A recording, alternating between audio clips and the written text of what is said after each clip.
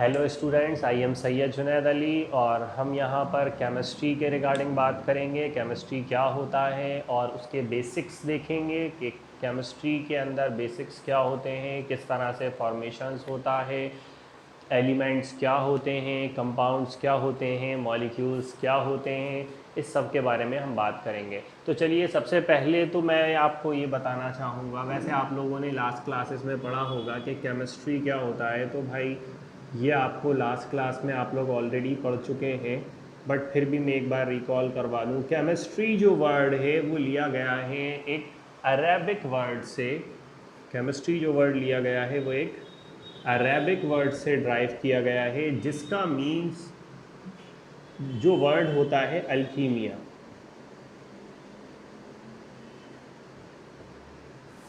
अल्कीमिया। और ये अल्कीमिया जो होता है, अल्कीमिया,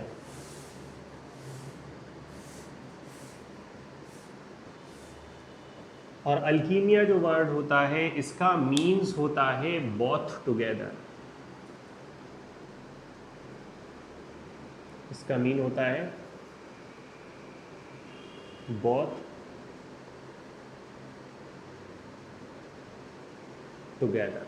बोथ टुगेदर से हम जनरली ये समझ रहे हैं कि भाई कोई भी चीज़ जब साथ होती है तो हम वर्ड टुगेदर यूज़ करते हैं। तो ऐसे ही यहाँ पर कुछ चीज़ें साथ होती हैं जिन्हें हम कहते हैं एलिमेंट्स। क्या कहते हैं?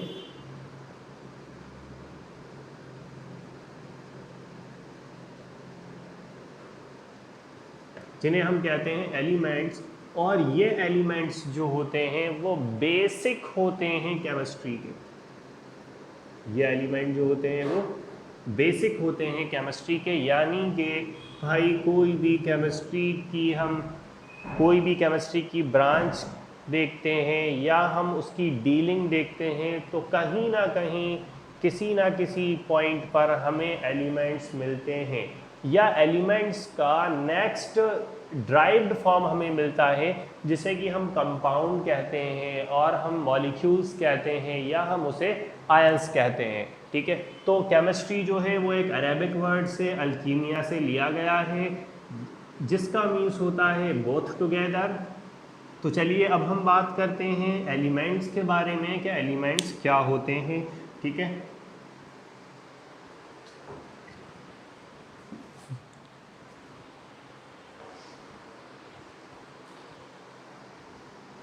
तो अब हम बात करेंगे एलिमेंट्स के बारे में कि एलिमेंट्स क्या होते हैं। तो एलिमेंट्स जो होते हैं भाई, जैसे कि फॉर एग्जांपल अगर मैं आपसे पूछूं एलिमेंट्स,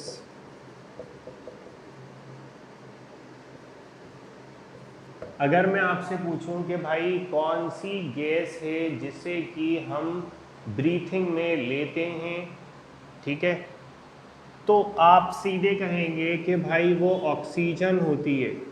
क्या होती है? ऑक्सीजन होती है। जैसे हर एक पर्सन का एक डेफिनेट नेम होता है, वैसे ही हर एक एलिमेंट का एक डेफिनेट नेम होता है। तो भाई ये ऑक्सीजन एक एलिमेंट का नेम है। ये ऑक्सीजन एक एलिमेंट का नेम है। और जैसे हर एक एलिमेंट का नेम होता है वैसे ही उसका एक सिंबल होता है। वैसे ही उसका एक सिंबल होता है, कैपिटल ओ। और उसकी नंबरिंग होती है। जैसे हर एक पर्सन का वेट होता है वैसे ही हर एक एलिमेंट का मास होता है, जिसे कि हम कहते हैं एटॉमिक मास। Atomic mass. और ये जनरली ऑक्सीजन का होता है 16 अप्रॉक्स लिया जाता है।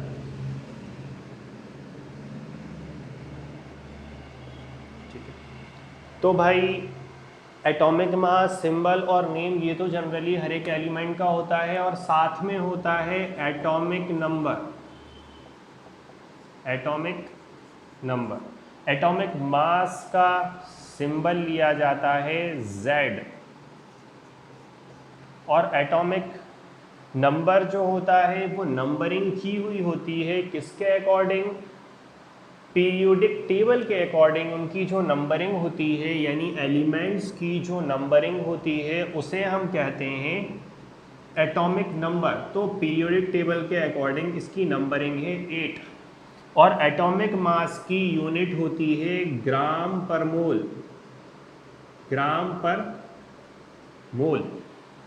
तो भाई ये एलिमेंट्स होते हैं, एलिमेंट्स का एक नाम होता है, उसका सिंबल होता है, उसका एटॉमिक मास होता है, उसका एटॉमिक नंबर होता है। अब भाई हमें ये कैसे पता चलेगा कि भाई इसका एटॉमिक मास क्या है और इसका नंबर क्या है? तो ये हमें पता करने के लिए हमें देखना पड़ेगा पीरियोडिक टेबल, पीरियोडिक टेबल। और प्रेजेंट टाइम में जो पीरियोडिक टेबल फॉलो किया जाता है वो होता है modern periodic table, modern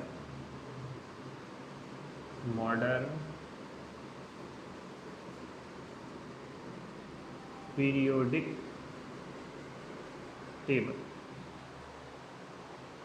modern periodic table.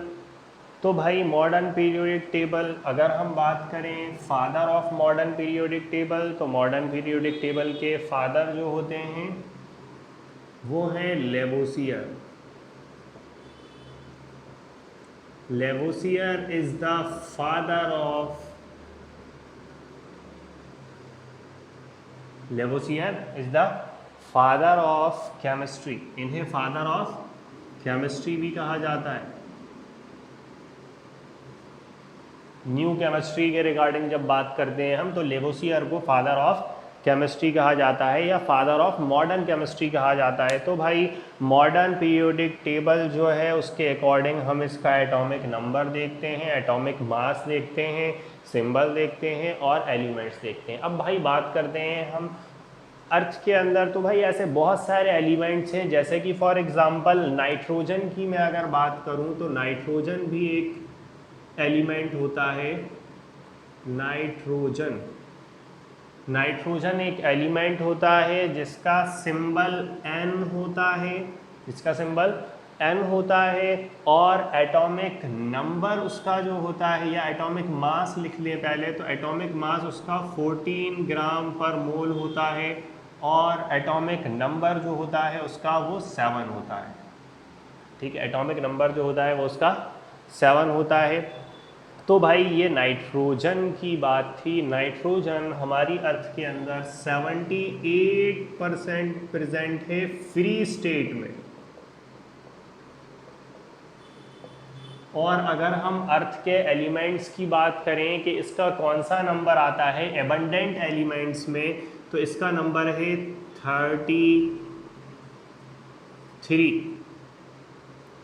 33 number है काय में एबंडेंट एलिमेंट्स इन क्रस्ट। और क्रस्ट किसकी है? अर्थ की क्रस्ट की बात है। ठीक है, तो भाई ये नाइट्रोजन है, फ्री स्टेट में 78% होता है, 33 इसका नंबर है एबंडेंट एलिमेंट्स क्रस्ट के अंदर। और भाई अगर हम पार्ट्स पर मिलियन में बात करें तो भाई ये जो नाइट्रोजन है ये 9 पार्ट्स पर मिलियन है,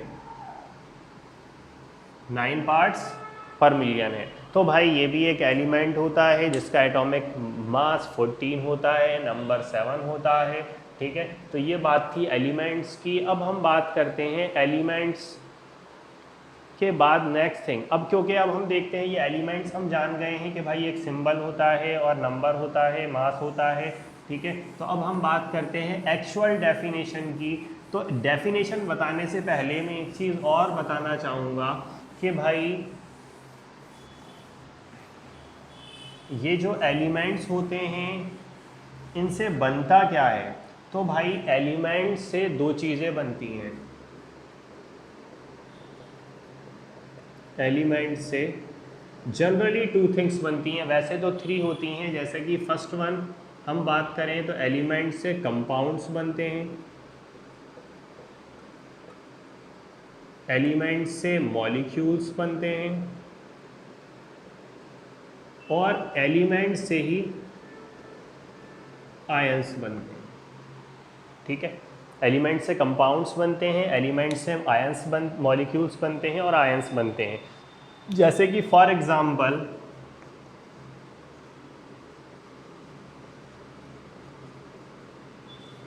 अभी हमने लिया था एटम एलिमेंट, यानी एटॉम अभी हमने जो एलिमेंट लिया था वो हमने लिया था ऑक्सीजन।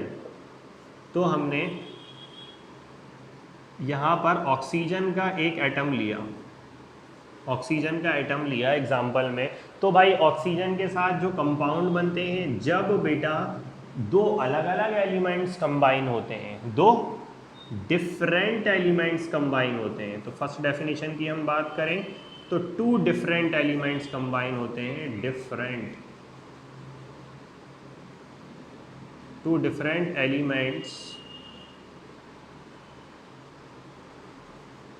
एलिमेंट्स का जो कॉम्बिनेशन होता है उसे हम कहते हैं, टू डिफरेंट एलिमेंट्स का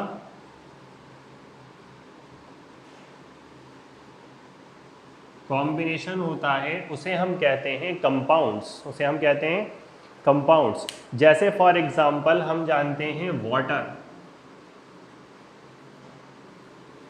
ये एक ऑक्सीजन का कंपाउंड है। हम मॉलिक्यूल्स की बात करें तो मॉलिक्यूल्स जब टू सेम एलिमेंट्स, टू या टू से ज़्यादा, यहाँ पर भी टू या टू से ज़्यादा एलिमेंट्स भी हो सकते हैं कंपाउंड्स के अंदर, हो सकता है टू एलिमेंट्स हों या टू से ज़्यादा, टू प्लस एलिमेंट्स हों या टू हों, ठीक है, दोनों कंडीशंस बन सकती हैं।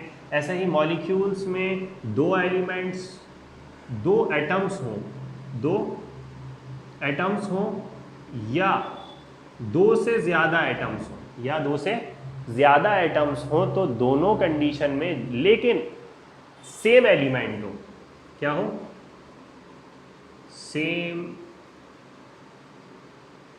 एलिमेंट, ठीक है।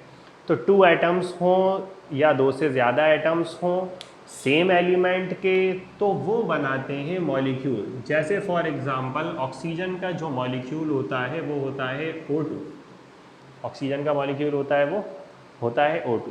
इसके बाद बात हम करते हैं आयंस की। तो भाई आयंस जो होते हैं, आयंस का फॉर्मेशन में बहुत ज़्यादा कॉम्प्लिकेशंस तो नहीं है, बट हाँ थोड़ा सा इसके लिए आपको उसके चार्ज पर जाना पड़ेगा और उसकी वैलेंसीज पर जाना पड़ेगा। तो जनरली मैं अभी तो आपको सिर्फ एक पॉइंट से इंट्रोड्यूस करवा दूं, क्योंकि इसके बाद हम टॉपिक नेक्स्ट क्लास में लेंगे, आयंस के बारे में डिस्क्रिप्टिव वे में लेंगे कि आयंस का फॉर्मेशन किस तरह से होता है।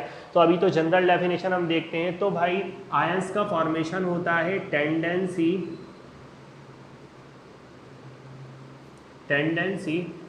of accepting or donating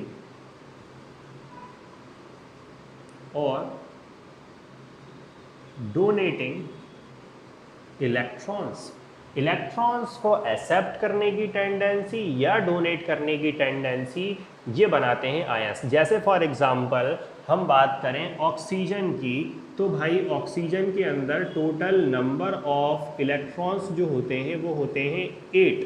कितने होते हैं? 8। तो एक्चुअल में फर्स्ट शेल के अंदर 2 इलेक्ट्रॉन्स फिल होते हैं, सेकंड वन शेल में 6 इलेक्ट्रॉन्स फिल होते हैं। लेकिन इन्हें अपना ऑक्टेट कंप्लीट करने के लिए, इन्हें अपना ऑक्टेट कंप्लीट करने के लिए 2 इलेक्ट्रॉन्स की ज़रूरत होती है। कितने इलेक्ट्रॉन्स कम होते हैं इनके पास? 2 इलेक्ट्रॉन्स कम होते हैं, क्योंकि ये 6 को क्या बनना है? 8। क्या बनना है? 8, ठीक है। तो ऑक्टेट कंप्लीट करने के लिए टेंडेंसी ऑफ एक्सेप्टिंग और donating electron is called ions. तो यहाँ पर ऑक्सीजन का 2 नेगेटिव आयन बनाता है, 2 नेगेटिव आयन। तो ऑक्सीजन का आयन होता है 2 नेगेटिव। क्लियर है ये? तो भाई केमिस्ट्री हम किसे कहते हैं? जब हम पढ़ते हैं किसके बारे में, स्टडी करते हैं एलिमेंट्स के बारे में, कंपाउंड्स के बारे में, मॉलिक्यूल्स के बारे में, आयंस के बारे में, तो हम इन तीनों की स्टडी करने को कहते हैं केमिस्ट्री। इन तीनों की स्टडी करने को क्या कहते हैं हम? केमिस्ट्री। यानी अगर सिंपल वे में अगर हम डेफिनेशन देखें, इसकी डेफिनेशन इस तरह से होगी कि भाई जो एलिमेंट्स हैं वो फॉर्मेशन करते हैं डिफरेंट फॉर्म्स का, वो फॉर्मेशन करते हैं डिफरेंट फॉर्म्स का, जिसमें कि आपके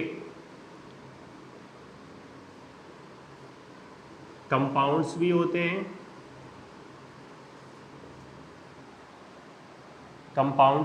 हैं, मॉलिक्यूल्स भी होते हैं और आयंस भी होते हैं। तो भाई इन तीनों का फॉर्मेशन जो होता है इसकी स्टडी को हम कहते हैं केमिस्ट्री। इनकी स्टडी को हम कहते हैं केमिस्ट्री।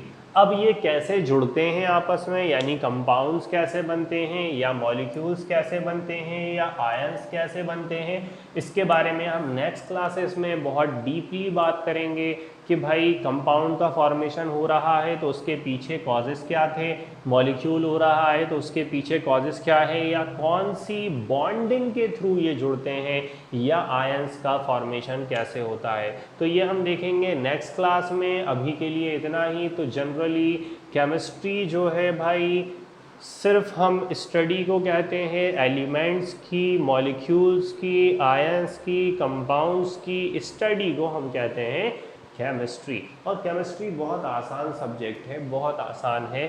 बस डिफरेंस इतना है कि आप इसे कैसे समझना चाहते हैं। अगर आपने डेफिनेटली अपने माइंड के अंदर सेट कर लिया कि भाई मुझे केमिस्ट्री समझ में आ जाएगी, तो 100% आपको केमिस्ट्री समझ में आ जाएगी, ठीक है। और अगर पहले से ही आपने ये चीज़ सोच रखी है कि भाई केमिस्ट्री तो मुझे कभी समझ में नहीं आती, तो कोई कितनी भी आसान डेफिनेशन आपको बता दी जाए लेकिन आपको केमिस्ट्री कोई भी समझ में नहीं आएगी, क्योंकि साइकोलॉजी ये कहती है कि भाई जिस चीज़ से हम डर जाते हैं वो चीज़ कभी भी हमें समझ में नहीं आती। और नेक्स्ट थिंग, केमिस्ट्री जो है वो बहुत आसान चीज़ है, जबकि आप इससे ऑलरेडी पहले आपने लास्ट क्लासेस में देखा होगा कि भाई जैसे ही आपके सामने बात आती है कोई भी एक रिएक्शन की, तो आप देखकर उसे डर जाते हैं कि भाई ये कैसे फॉर्मेशन हो रहा है, या रिएक्शन हो रही है तो कैसे रिएक्शन हो रही है, तो इसके रिएक्शन का फॉर्मेशन कैसे होता है, या रिएक्शन में कन्वर्जन कैसे होता है, कैसे 2 हाइड्रोजन और 1 ऑक्सीजन मिलकर वाटर बना लेते हैं, या कैसे 2 ऑक्सीजन एक साथ रहकर मॉलिक्यूल बना लेते हैं। आपको बहुत सारे क्वेश्चंस होते हैं इस पर, तो हम इसकी बात करेंगे नेक्स्ट क्लास में डीपली। तो अभी के लिए इतना ही, ठीक है। नेक्स्ट क्लास में फिर मिलते हैं।